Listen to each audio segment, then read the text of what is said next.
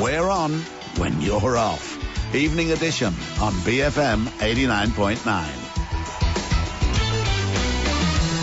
Good evening, I'm Caroline O. And I am Umar Pagan, Ampike Pagan. Today we're talking about all things motorcycles, and we've got with us today Dato Syed Mohamad Aidid Syed Murtaza, the president of MASAAM, which is the Motorcycle and Scooter Assemblers and Distributors Association of Malaysia, as well as Encik Khalili Zulkifli, the Secretary General of the Federation of Asian Motorcycle Industries, also known as FAMI. Right. Now, earlier we were discussing the current situation where 15-year-olds are able to get motorbike licenses. There's lots of evidence, and we were saying this over the break, lots of evidence you can see on the road. A lot of these young riders are the ones who go around without helmets, for example, that sort of thing. How safe do you think our roads really are for motorbikes? And do you think that these driving schools for motorbikes could do a better job when training? Well, I think we are fairly in the safe side. Our roads are, well constructed, and license. Probably we have to pave way to make some continuous improvement on the road conditions. But as far as my gauge is concerned, the roads are still acceptable level. Mm-hmm. Our riders are still some are a little bit naughty. Some are well disciplined, so it varies. Yes, it's really, really difficult to gauge. But as far as I'm concerned, we are at the very moderate, steady level where I can say, it's safe. But safe. We need more and more effort to make it improve. Right. So more and more effort and continuous improvement. Any specific thing that you can suggest on how we can raise the bar where that's concerned, or you would like to see happen? Okay, there are three components actually if you talk about safety. One is the riders itself, the owners. Second is the machine, the vehicles. Third is the environment, of course, the road conditions, road structures and so on, and other drivers. So the weight of factors that you have to factor in is mostly or majority towards the owner, the riders itself. Right. So, they have to wear the right costume, the right safety gears and so on. They have to have the right attitude and blah, blah, and et cetera, et cetera. Mm-hmm. And the next thing that manufacturers are playing a bigger role is the safety of the machine itself. In terms of technical, you have to make the vehicles more safe. But is there much evidence that suggests that all these accidents happen because the vehicles are not safe? Very, very remote. Very, very remote. I dub it. But very small. Manufacturers never stop thinking about technology advance to make these vehicles more and more safe. So that's the second most important factors. The third most important factors is the road condition and so on. Mm-hmm. So all these three have to be connected and then make our environment safe. That's right. Let it not be the perfect storm. Yeah. Does MASAAM or FAMI actually play a role in this education, or is that not in your purview? Oh yes, from time to time we do, however, conduct awareness training. We have symposium, we build forums and so on. And then we have all kinds of activities within Malaysia and also within Asia, within our FAMI. And how successful have these activities been? Oh yeah, it's well being received by the public and within members also. Are you able to measure any sort of success rate? The good example is the IPR issues. We used to have copy model in Malaysia where there's a big percentage in that, and after a series of advocacies, training, awareness, public explanation and so on, the percentage become reduced. People are aware that copy models are not safe. and blah blah. All right. Right, and when it comes to things like safety and so on, because motorcycles and even cars and other vehicles are almost essential. They're necessities now. They're not luxuries anymore. Mm-hmm. Do you think this kind of education should extend to school level? Because road safety is not something we learn in school. I mean, we're taught at a young age, look left and right before you cross the road, but handling machinery, handling cars, it's not addressed in our syllabus. Do you think it should be? I must say that openly it is a transformation of our society. The awareness is very important. The role of the teaching institution, the authorities and parents must play a major role. As more and more young people get onto our society, there must be a transformation, as I use the word, is the awareness. The awareness, not only the motorcycle riders, but also the other road users must also be much more responsive, as majority of the motorcycle riders are of the younger generation. And we, as being much more senior citizen, must always be mindful that they are going to be the future generation, and possibility that one of them may be our children on the street riding a motorcycle. So this transformation of comprehension among our society, it is a continuous affair.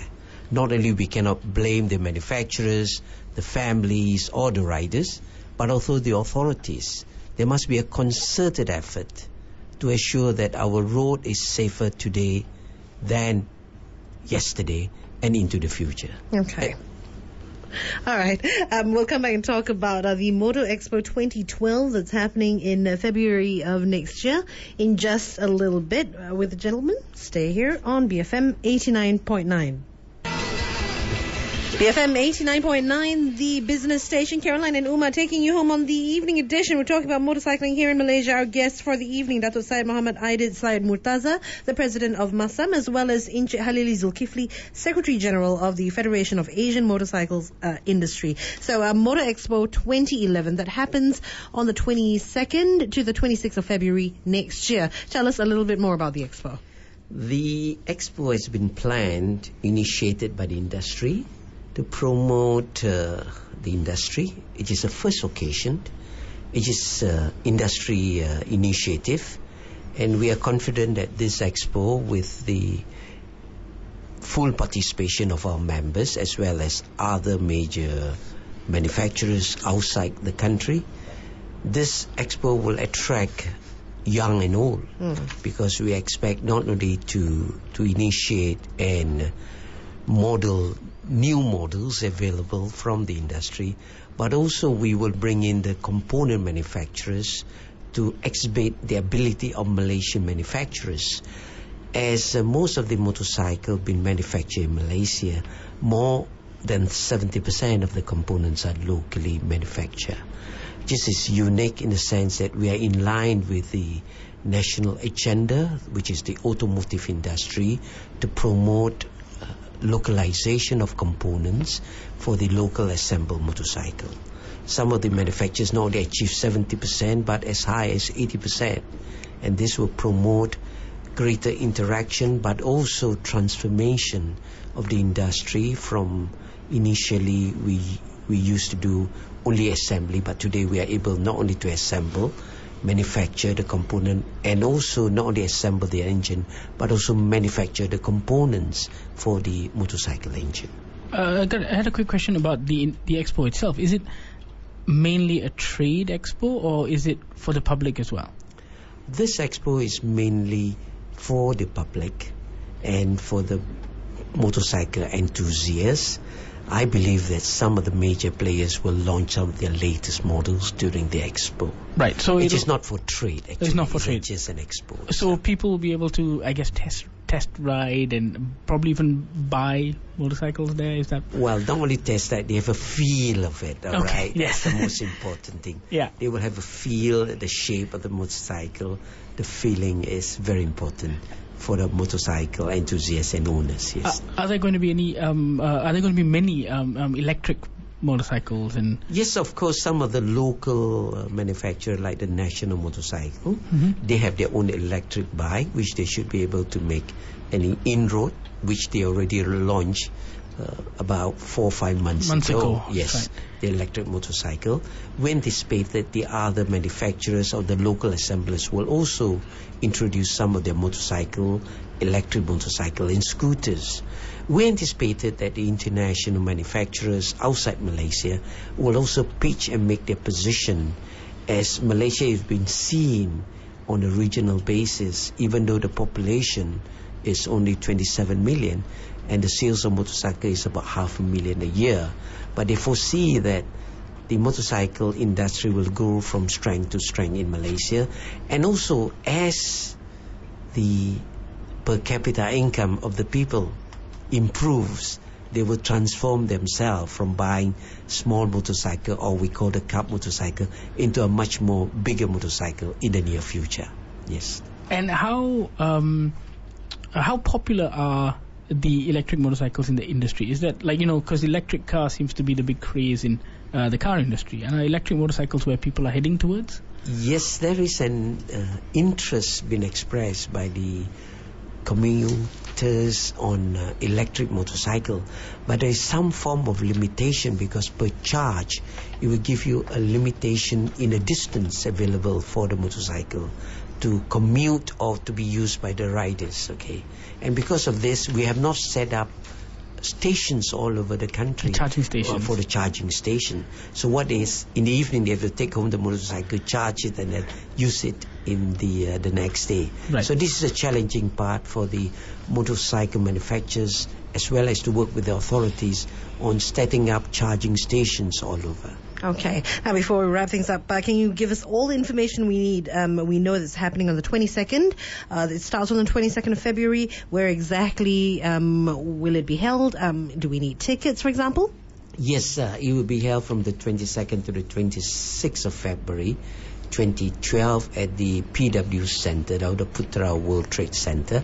Of course, we will also open this show to the public, and they need to pay and buy tickets to come and see this show. We also have a lot of attractions other than the new models.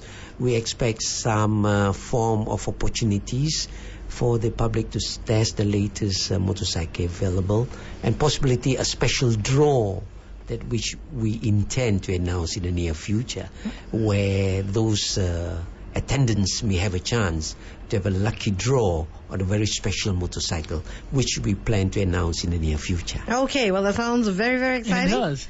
And it all happens on the 22nd to the 26th of February 2012 at the Putra World Trade Center. And this is the first ever international showing conference for powered two-wheeler vehicles in Malaysia. So on that note, Dato Syed Mohamad Aidid, Syed Murtaza, as well as Encik Khalili Zulkifli, thank you very much for joining us this evening. Thank you for listening to this podcast.